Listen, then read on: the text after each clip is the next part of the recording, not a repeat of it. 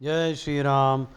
In the Bhagavad Gita, 9th chapter, 26th verse, Sri Krishna is clearly declaring that if his devotee, or anyone for that matter who becomes his devotee, offers him a leaf, a flower, or a fruit, or even a drop of water with devotion and with a pure consciousness, pure mind. Now, what is a pure mind? We will discuss later. I will partake of that. I will consume that. I will take that. So, in this one shlokam, Krishna rejected all animal sacrifice.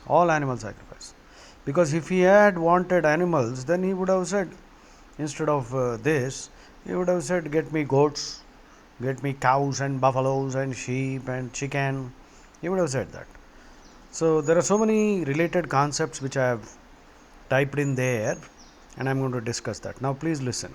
Please listen very carefully. These are words of Sri Krishna, which means Veda personified is Sri Krishna. Veda epitomized is Sri Krishna. Krishna is a personification of Sanatana Dharma, personification of Vedas. So, Vedas are the impersonal Brahman.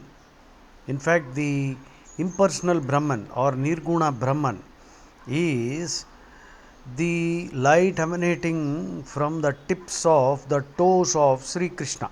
The ultimate person, ultimate reality is a personality, whom we know as Sri Krishna.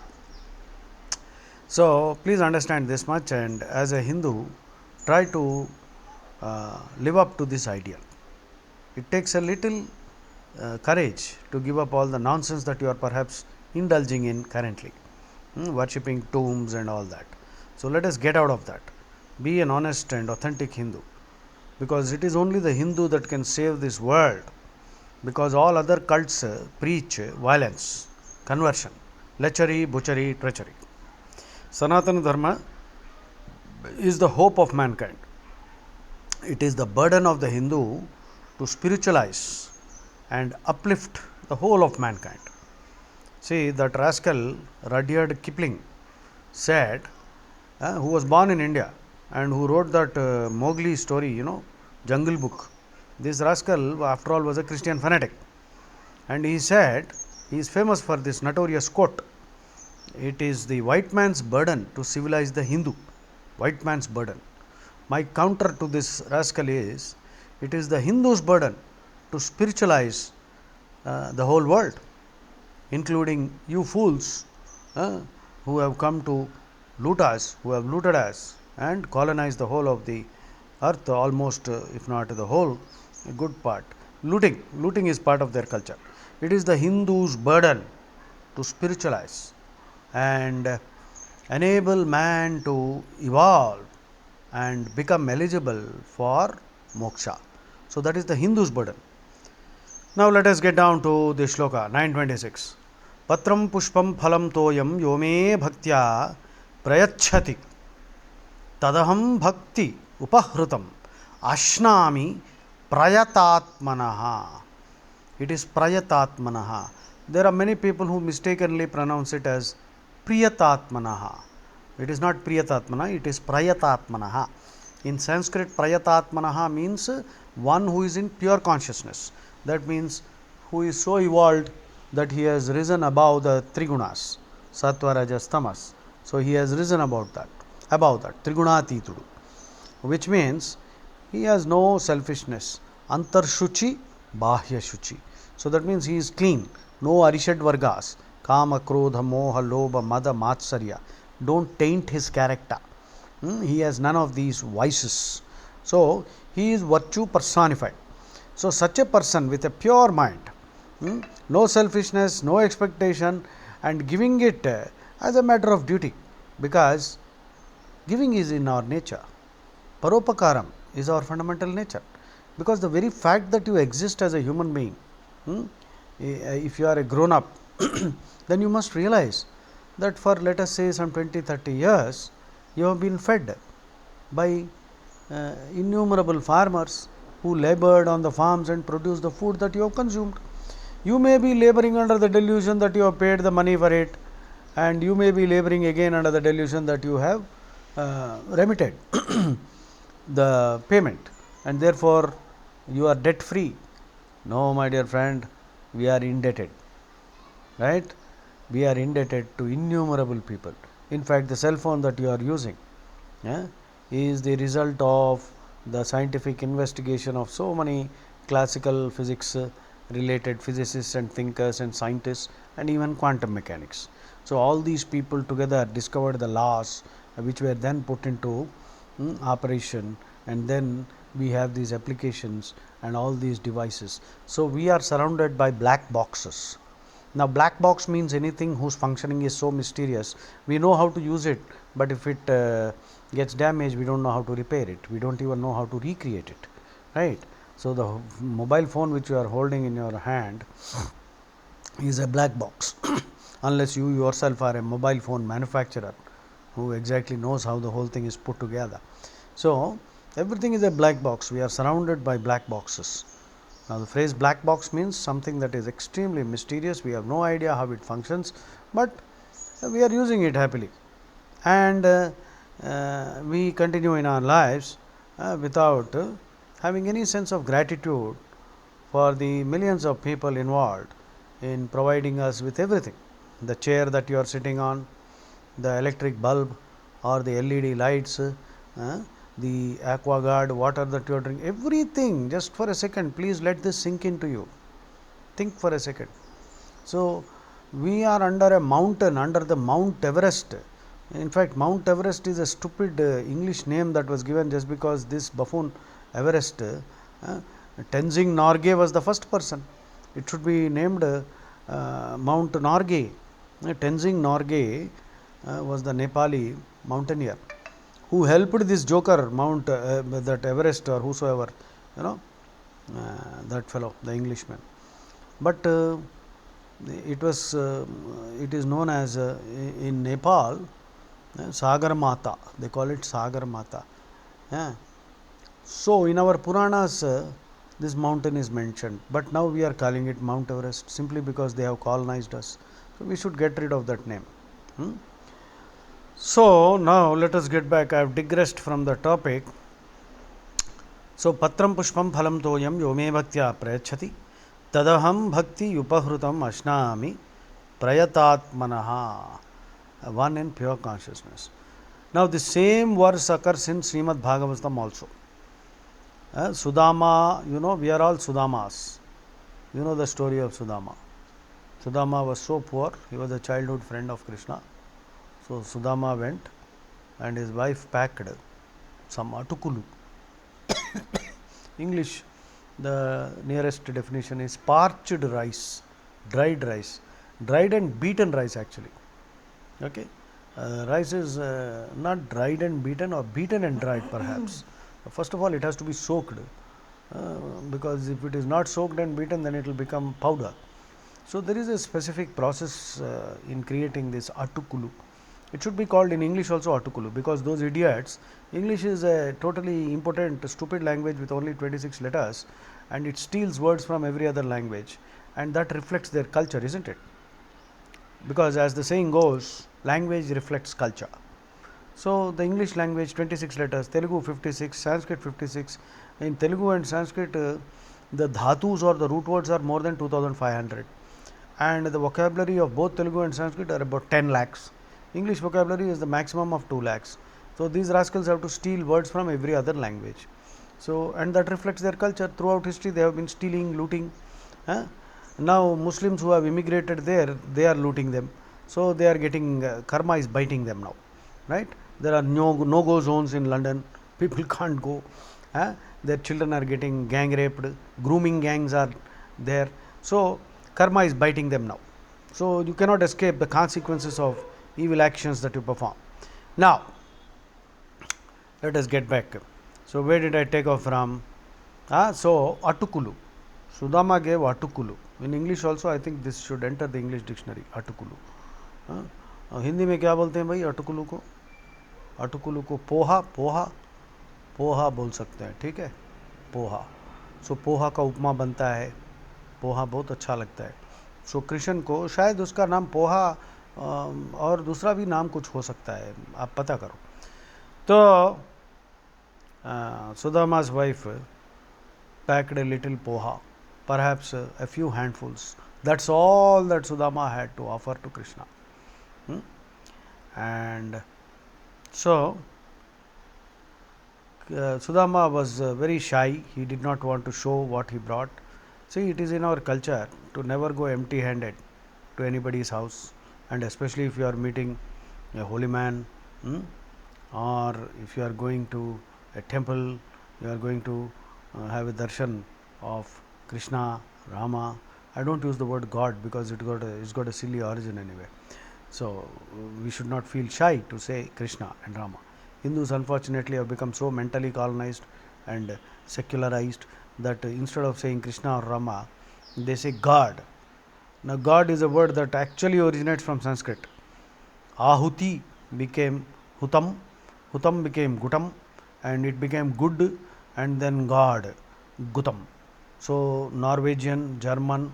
So Ahuti is the word from Vedas. Ahuti means oblation, anything that is offered into Agni.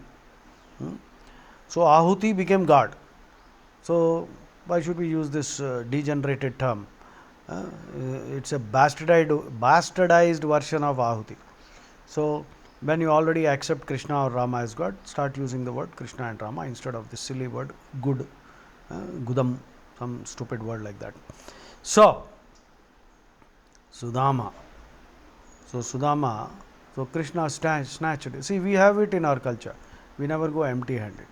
And our prayers are always, actually, one of the prayers or the subtext of every prayer is that we should always be the giver, not the receiver. Because we don't want to accrue any debt.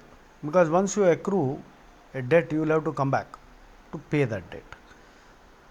So when we give, at least we don't accrue a debt. But since we are giving selflessly, so that is merit punyam.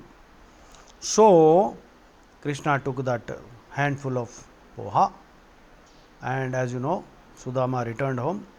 He took just 2 handfuls, I believe, and Rukmini, as the story goes, stopped him from taking the 3rd handful. That is some interesting interpolation. Why, if Krishna had consumed the 3rd handful, Krishna would have parted with the entire creation. Then Sudama would have become God. So that is a silly kind of interpolation. Nevertheless, it has a bhakti component in it. So this is Sudama, the same words, patram pushpam phalam toyam yo me bhaktya prayachati tadaham bhakthyupahrutam ashnami prayatatmanah. This occurs in the Srimad Bhagavatam also. Okay. Then Krishna did not say andam mamsam biryani yo me bhaktya prayachati tadaham bhakti upahrutam ashnami prayatatmanah. In which case Krishna is asking that you get me some boiled eggs or get me some mutton biryani, mamsam biryani. Then you can slaughter the animal, slit the neck of some innocent chicken or goat. And that's not what Krishna asked. So why the hell are you slaughtering? There are some petty gods also. These petty gods, please give them up. They are petty shopkeepers, and stop animal slaughter. There are some foolish people who have written commentaries in which they have mentioned that animal slaughter in Satya Yugam was alright and Treta Yugam was alright, but not in Kali Yugam. These foolish people did not have the courage when they wrote their commentaries to openly condemn it, because Krishna himself is condemning it. If Krishna had, did Krishna directly say anything like that? That animal sacrifice is all right in those Vedic times, but not today. Nothing like that. If that was what Krishna thought, then he would have said that here in these shlokas or in any of the Bhagavad Gita shlokas. He never said any of that. So many Hindu scholars who have written commentaries didn't have the courage to openly condemn animal sacrifice. So Madhvacharya condemned, Ramanujacharya condemned. So this is disgusting, because the Veda says Antakaya go ghatam. Anyone who kills a cow deserves to be put to death. And some rascals have written commentaries in which they say that Gomedha means slaughtering of cows, and many fools have accepted that. Naramedha means slaughter of humans, human sacrifice, and many fools have accepted that. Many rascals have written such interpretations, and Gomedha is cow, Narmedha is this, Ashwamedha means the horse is slaughtered. In fact, not slaughtered, the horse is immolated. They pour ghee and put a live horse on fire to kill it and to gain some merit, punyam. I mean, this kind of barbarity is unthinkable. Whereas the Veda says, Pashun Pahi, protect the animals, Antakaya Goghatam. And then in the Veda, the Rishi declares, Rishi's insight, through the mouth of the Rishi, Brahman, Supreme Lord, is saying, Stota me go sakha syat. Stota me go sakha syat. One who is my devotee worships cows. So this is the declaration of the Supreme Lord Brahman. Krishna, Rama are also mentioned there. So Brahman is the impersonal. Beyond the impersonal is Krishna. So Stota me go sakha syat means the Supreme is declaring that my devotee becomes a friend of cows. And in numerous places, horse should not be slaughtered. Pashun pahi, Pashun pahi, Pashun pahi. Repeatedly the injunction is protect animals, don't kill them. And these scoundrels started slaughtering, because this is a nasty habit, evil habit, which we have borrowed from the desert cult, the Mlechas, who have these are religions which we have imported into our country from outside. So eventually our people, some of them have developed a taste for meat, and it has become as if it is natural. And today, 70% of the diseases are caused by meat eating, and the animal goes through such a terrible trauma that halal method, they slit the jugular vein and the animal has to writhe in pain for half an hour, and so now you are accruing some more evil karma. You are subjecting the animal to pure torture, and the animal which gets slaughtered in that way knows that it is going to be killed, and norepinephrine, adrenaline, all kinds of neurotransmitters get flooded into the system, and the meat actually becomes toxic. That is why you will see that meat eaters, by the time they are 30 years of age, they have innumerable diseases in their body, and they become mentally retarded also. So you can see the Western world, they are eating, gorging on lot of meat and tamasic food. Tamasic food is alcohol, is all alcohol is tamasic food. Krishna condemns all that. So these fools are eating that, and you can see obesity is an epidemic there and all kinds of sicknesses are there. Cancer, colon cancer, stomach cancer, all cancers, Alzheimer's disease, and their food has become toxic. The refrigerator is full of tamasic food. Krishna clearly says, Yataya mangatara samputi paryushitam chayat uchishtam abhala uchishtam apicha amedhyam uchishtam apicha amedhyam bhojanam tamasapriyam uchishtam engili. And people are going to mandi restaurants, pulling out stuff and licking fingers and putting their hands in. Krishna is clearly telling you, don't eat anybody's leftovers, but people are eating leftovers. They are licking each other's fingers, they are licking their spittle. One fellow spit gets into the food, the other fellow is eating it. That is how corona will spread, that is how all virus will spread. And birthdays, they are getting cakes and putting candles, lighting the candles and blowing on that. When you blow on a lighted candle, first of all you are committing a stupid act of blowing out a light. In Sanatan Dharma, we believe in lighting diyas, we believe in lighting a lamp. Lighting a lamp metaphorically represents spreading knowledge, whereas these idiots are blowing out lamps. When you blow out lamp, that is metaphorically representing death. So you are celebrating your birthday by blowing out a lamp. Perhaps you are celebrating your own death by doing so. And on top of it, when you are blowing onto the candle, a fine spray of the birthday girl or boy's saliva lands on the cake, and every fool gets a piece of that saliva laden cake. So the icing is there, and on top of it there is a thin layer of saliva. Now please have this saliva laden cake and enjoy the birthday. So what kind of nonsensical, if there are some worthwhile customs, we should imbibe them. Because the Veda says, Ano Bhadra Kratavo Yantu Vishwadaha. Ano Bhadra, please note down. Ano Bhadra Kratavo Yantu Vishwataha, which means the Veda declares, let noble ideas come from everywhere. So Sanatana Dharma is such an inclusive religion, very eclectic, open-ended, open source religion. This Hinduism is the only open source religion. Roscoe, open source religion. Enduku? If somebody has a good idea, better idea than us, we will be the first people to accept that. But a true Hindu is also a master of critical thinking, because he will question everything. He is the ultimate devil's advocate. So no idea will be allowed to pass without critical examination. So that is a true Hindu. But unfortunately 90% of our Hindu brothers and sisters today have lost the capacity for critical thinking, and they are worshipping tombs and dargahs and offering chaddars and moon miyas and Jupiter miyas, and they are indulging in all kinds of stupid activity which is totally unbecoming of an authentic Hindu. So if you want to be a good Hindu, first of all you should be a critical thinker, you should follow Krishna, you should study Bhagavad Gita, live the Gita and understand Krishna Tattva. And everything that I am telling you here right now is Krishna Tattva. Okay, so no animal killing. Krishna did not say, Andam mamsam biryani yome bhaktya prayachati tadaham bhakti upahrutam ashnami. Ashnami means eat. Prayatatmanaha.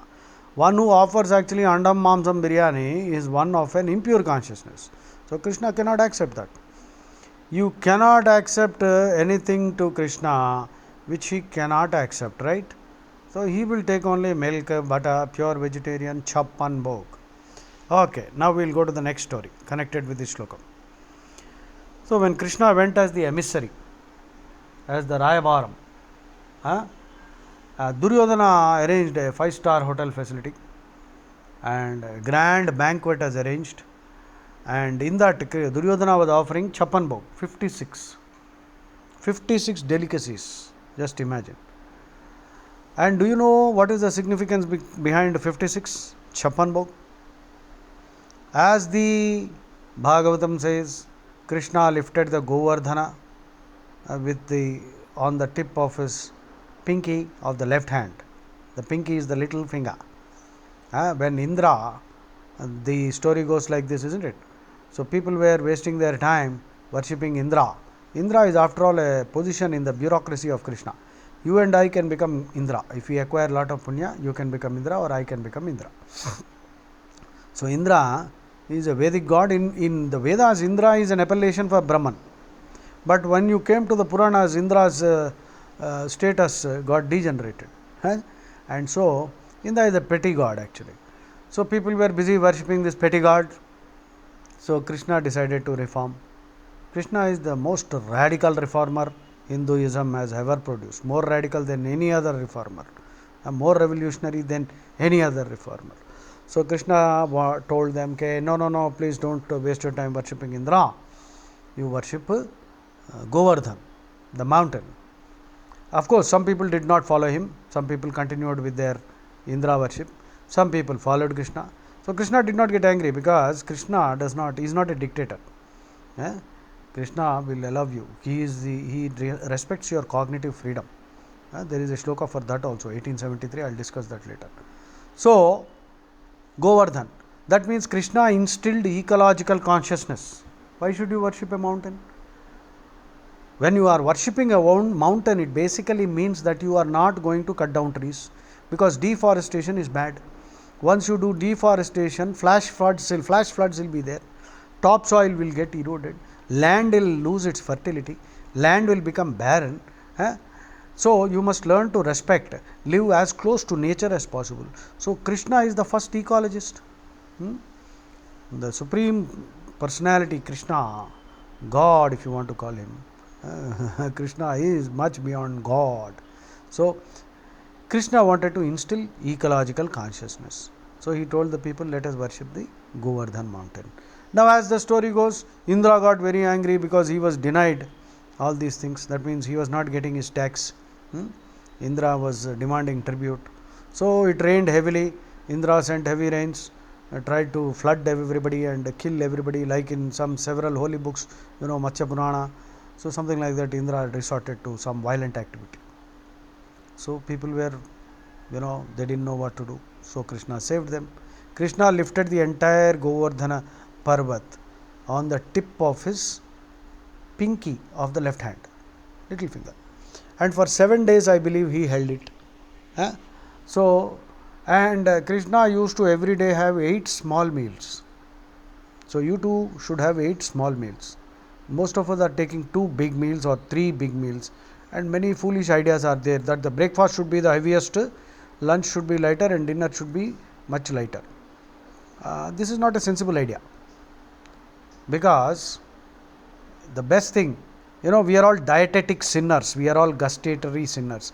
Once you pass the teenage, your body does not use more than 5% of whatever you consume. Rest is wasted. You are a dietetic sinner. Please understand the sentence. This is not my sentence. This is a great scientist has given that. You are a dietetic sinner. I made this new statement. We are all gustatory sinners. So we are slaves of the tongue. We eat because we like the taste. We eat also because we have got habituated to eating. Beyond the growth spurt that happens in teenage, you should consume as less as possible. Vivikta sevi lagvashi yadavakaya manasa. Lagvashi, Krishna says you should eat less, and Krishna himself was eating 8 meals. That means 8 small meals, because it is like a little amount of energy you keep supplying to the body, because beyond the teenage you don't need so much, because the body is not going to take it anyway. You should have sufficient energy to work hard for 24 hours so that you sleep soundly also. People are insomniacs now because they are stressed out and they have huge bodies, obesity, disease. So Krishna missed 8 meals per day he was taking. Some dietitians say you should take 6 meals per day, small meals. So Krishna is recommending 8 meals per day. I think that is good. We should also start. So Krishna missed 1 week, he lifted the Govardhan. So 7 into 8 enta indi 56. So 56 meals. That is why Krishna is offered 56 bhog. That is our bhakti, our devotion. As if Krishna is going to eat all the 56 straight away. He will get indigestion if he eats all 56. Anyway, Krishna doesn't mind. So he can consume any amount. So Duryodhana offered 56 56 bhog. Krishna rejected it. And he even told Duryodhana, Dhritarashtra, listen, you are not my friend. You harmed my friends. So when somebody harms my friends, how can I be your friend? Forget it. So he went and took residence in Vidura's house. So Vidura was very happy. Vidura was a great Krishna Bhakta, and I believe Vidura offered some very simple sag, that means green leafy vegetable which was growing in his backyard. So pure vegetarian meal. And after the meal was over, Vidura gave some payasam, kheer. So Krishna likes all that. And then at the end, fruits. So Vidura gave some fruits and also bananas. Now Vidura and his wife, they were great devotees of Krishna. So after the meal, so Vidura was offering bananas, and he was so engrossed and enchanted by Krishna's presence that he lost all consciousness of, he was oblivious of what he was doing, and he was peeling the bananas and throwing the fruit and offering the peel to Krishna. And Krishna was quietly consuming the banana peel as if it is the most delicious food in the entire universe. So this again is an interesting thing. So whatever you offer, Krishna will take with love. So that is what Vidura did. Okay. So remember, Krishna is Nityatrupta. That means he doesn't need anything, and he is not a bloodthirsty psychopath that you should offer chicken, slitting goats in the most cruel, inhuman, savage way. Hindu method is called jhatka. Even that is bad. You are killing an animal. Mamsaha. The Sanskrit word mamsaha means he is killing me now, I will kill him in the next birth. So the goat will become a human and you will become the goat, and the goat will get the opportunity to slit your neck. So you cannot escape this. If you have already done this nonsense, at least now surrender to Krishna, he will take care. Krishna is our ex-promiser. EXPROMISSOR. Ex-promiser is a word in English which means one who will pay your debt. You take debts, he will pay. Okay. Jai Shri Ram.